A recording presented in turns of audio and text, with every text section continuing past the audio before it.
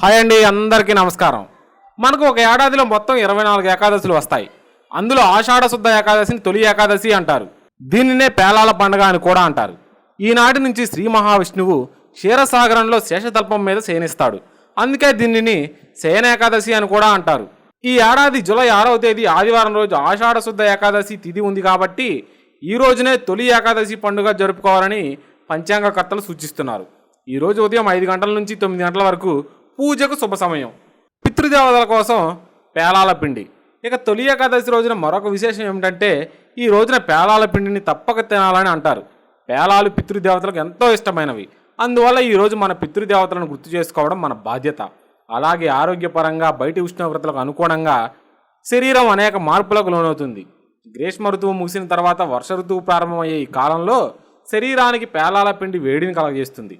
అందువల్ల ఈరోజు దేవాలయాల్లోనూ ఇళ్ల వద్ద పేలాల పిండిని ప్రసాదంగా పంచుతారు.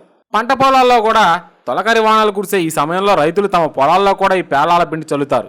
అందువలన వర్షాలు బాగా కురిసి పంటలు సమృద్ధిగా పండుతాయని విశ్వాసం.